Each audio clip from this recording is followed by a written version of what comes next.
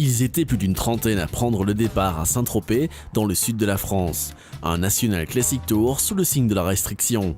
Un événement dont l'approche budgétaire est plus conforme à l'ère du temps, mais aussi dont le faste, plus simple mais de la même qualité et de la même classe, resteront très certainement gravés dans les mémoires des privilégiés sélectionnés. En effet, les organisateurs avaient travaillé sur la base d'un nouveau cahier des charges qui se caractérisait par un tracé plus souple et moins stressant, mais permettant néanmoins de profiter non seulement des qualités d'un parcours, mais aussi de garder un caractère suffisamment sportif à ces différentes boucles autour de Saint-Tropez.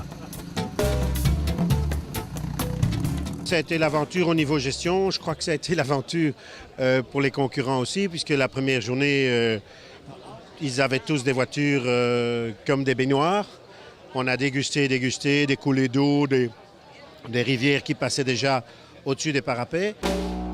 Une fois de plus, cette 11e édition montrait un plateau riche de très belles machines, spécialement affûtées à ce type d'exercice. La première boucle de cet événement nous amènera vers une région assez belle, empruntant des routes peu connues pour nous amener vers ce village de Tourtour, qui est et reste un des joyaux de la région.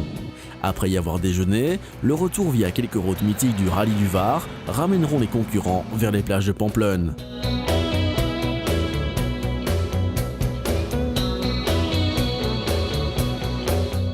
Les voitures d'avant-guerre emmenaient le groupe 1, voitures construites avant 1950, dans lesquelles côtoyaient Bugatti, Maserati, Alfa Romeo et Bentley MK6. Le groupe 2 se caractérisait quant à lui par une colonie de Porsche 356, voiture bien facile à conduire sur ce type de parcours, même si son manque de puissance handicape souvent en montagne, quelques italiennes au pédigré historiquement chargé. Les traditionnelles anglaises promenaient leur British Racing Green ou encore leur musique si spécifique et, bien entendu, une poignée de Mercedes à grosse cylindrée. Pour ces belles autos, Alain Lopez avait cependant dégoté de petites routes superbes qui permit non seulement d'éviter le gros des encombrements, mais aussi de confirmer à ceux qui en douteraient encore que cet endroit fait sans doute partie des plus beaux d'Europe. Cette journée du deuxième jour aurait dû être très belle au niveau des paysages et des difficultés, mais les conditions désastreuses dans le Var en ont voulu autrement. En effet, la frustration de l'organisateur était réelle avant le déjeuner, tant le soin avait été mis à ménager un parcours exceptionnel. De la place d'Hélice aux plages de Pamplonne, via une escale dans la profondeur, la splendeur et la grandeur des gorges du Verdon.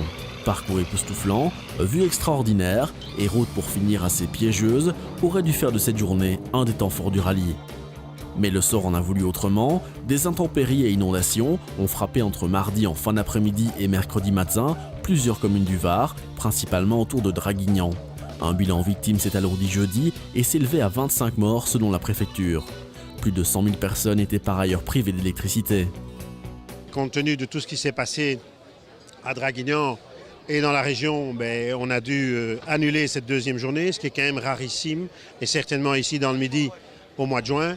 La troisième journée a été particulièrement sportive, je crois, puisqu'on a été chercher des états spéciaux en RT, bien sûr, en régularité du rallye de Monte-Carlo. Et cette quatrième journée, qui est le tour de la presqu'île de Saint-Tropez, s'est passé excessivement bien. On a retrouvé le soleil, la mer, le bon air et tout et tout.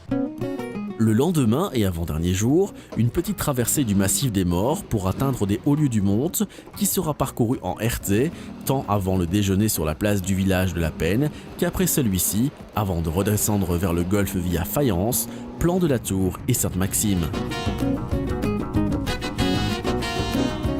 Toujours sous une pluie encore présente par endroits, une bonne partie du plateau avait pu franchir cette difficulté et se retrouver à la peine dans un endroit aussi délicieux qu'accueillant, et ce, afin de patienter avant que la direction de course ne puisse communiquer les décisions sportives qu'imposait la situation. Une fois tous les canards retrouvés ou presque, il était décidé de relancer le rallye avec quelques retards sur l'horaire situé une centaine de kilomètres en aval et sur lequel devait se dérouler le dernier test de régularité.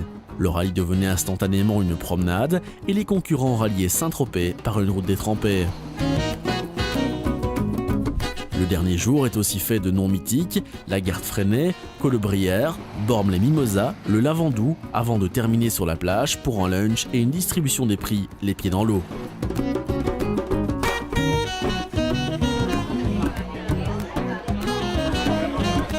À À l'issue du dernier jour, le classement général était remporté par Jean-Pierre Mondron et Yves Nolander.